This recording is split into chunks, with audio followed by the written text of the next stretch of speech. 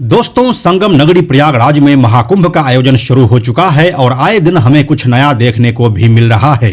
लेकिन ऐसा नहीं है कि कुंभ में ये सब चीजें नई है, बल्कि कुंभ में ये सब चीजें पहले भी होता आया है। लेकिन क्योंकि आज सोशल मीडिया का दौर काफी तेजी से आगे बढ़ रहा है, इसलिए हमें आए दिन भांति भांति के बाबा के दर्शन हो रहे हैं। ये बाबा अपने हठ योग से इतना सिद्ध हो चुके हैं कि इन्होंने अपने इंद्रियों के साथ अपने शरीर पर भी पूरी तरह से काबू पा लिया है।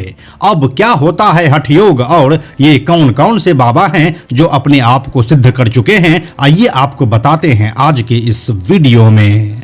हेलो एंड नमस्कार, मेरा नाम है प्रशांत और आप देख रहे हैं बेजोड़जोड़ा.com का यूट्यूब चैनल। दोस्तों, इस कहानी को शुरू करने से पहले हम आपको यह बता देते हैं कि हठ योग क्या होता है। तो हम आपको बताते चलें कि देवों के देव महादेव को हठ योग का स्वामी कहा जाता है। सनातन संस्कृति में नाथ संप्रदाय के मुताबिक यह योग विद्या महादेव से योगी राज मत्स्येंद्र नाथ को मिली थी। फिर बाद में उन्होंने यह विद्या अपने शिष्य गोरक्षनाथ को सिखाई। एक किंवदंती के अनुसार मत्स्येंद्र नाथ का जन्म अशुभ नक्षत्र में हुआ था, जिसकी वजह से उनके माता पिता ने उन्हें समुद्र में फेंक दिया और फिर उसे एक मछली निगल गया। एक दिन वही मछली समुद्र के किनारे तक गया जहां महादेव माता पार्वती को योग का रहस्य बता रहे थे।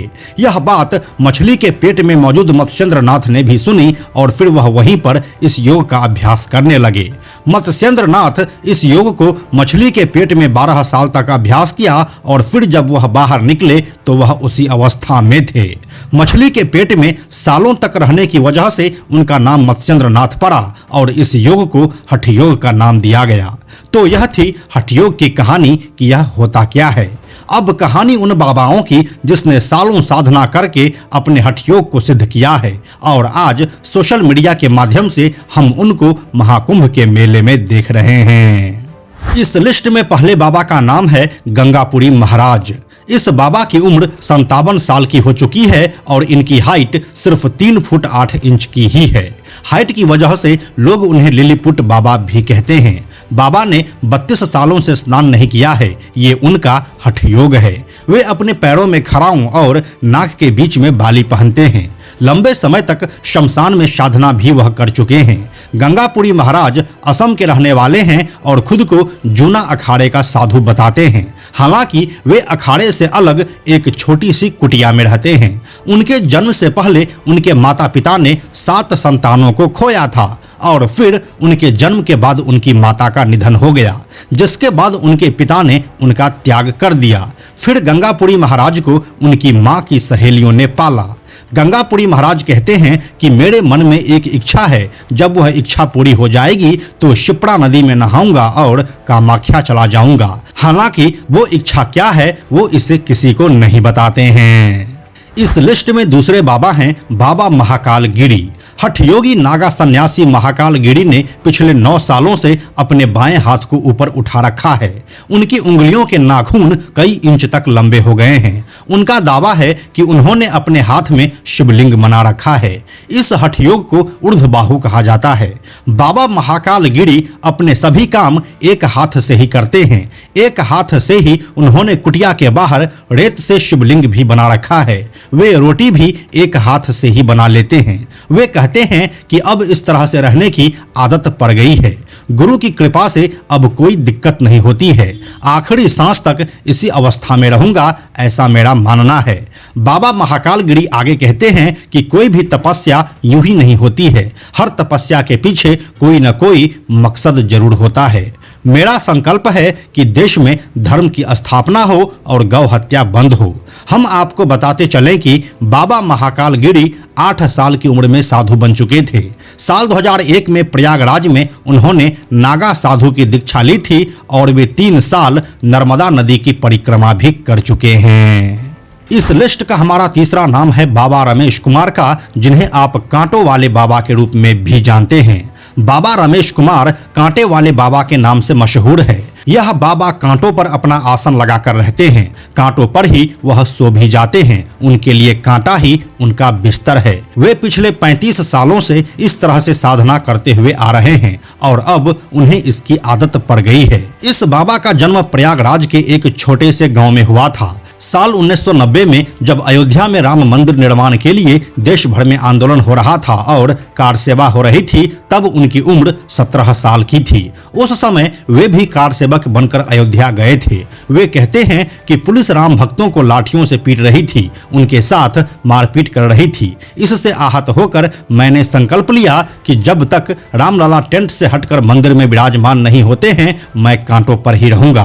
हालांकि पिछले साल अयोध्या में रामलला की प्रतिमा की प्राण प्रतिष्ठा के बाद कांटों वाले बाबा ने दर्शन भी किया था, लेकिन उन्होंने अपना प्राण नहीं छोड़ा। बाबा का कहना है कि अयोध्या की तरह ही मथुरा और काशी में भी भव्य मंदिर बनेगा, तब वे अपना प्राण छोड़ेंगे। दोस्तों, इस लिस्ट का हमारा चौथा नाम है सन्यासी गीतानंद महाराज का। सन्यासी गीतानंद महाराज अपने सिर पर 1.25 लाख रुद्राक्ष धारण किए हुए हैं, जिनका वजन 45 किलोग्राम है। पिछले 6 सालों से ये बाबा रुद्राक्ष धारण किए हुए हैं। बाबा गीतानंद महाराज 13 अखाड़ों में से एक आह्वान अखाड़ा के सचिव हैं। वे भगवान शिव को मनाने के लिए हठ योग कर रहे हैं। बाबा गीतानंद महाराज बताते हैं कि उनके माता पिता की कोई संतान नहीं हो रही थी, लेकिन फिर गुरु के आशीर्वाद से 3 बच्चे हुए और वे दूसरे नंबर पर थे। उनकी मां ने खुश होकर उन्हें गुरु को दान दे दिया। तब उनकी उम्र महज 2.5 साल की थी।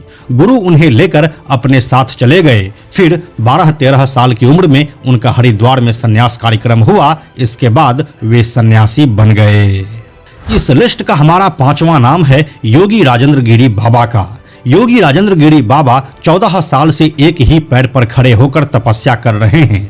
वे पंचदश नाम जुना अखाड़े से जुड़े हैं और लगातार खड़े रहने की वजह से उनका नाम खरेश्वरी बाबा पड़ गया है। योगी राजेंद्र गिरी बाबा जब 12 साल के थे तब उन्होंने संन्यास की दीक्षा ली थी। इसके बाद 6 साल तक उन्होंने तपस्या की। फिर 18 साल की उम्र में उन्होंने एक पैर पर खड़े होने का हठ योग शुरू किया। वे कहते हैं कि जब तक जिंदा रहेंगे एक पैर पर ही खड़े रहेंगे। बाबा एक झूले की मदद से एक पैर पर खड़े रहते हैं और इसी अवस्था में वे खाना पीना भी करते हैं।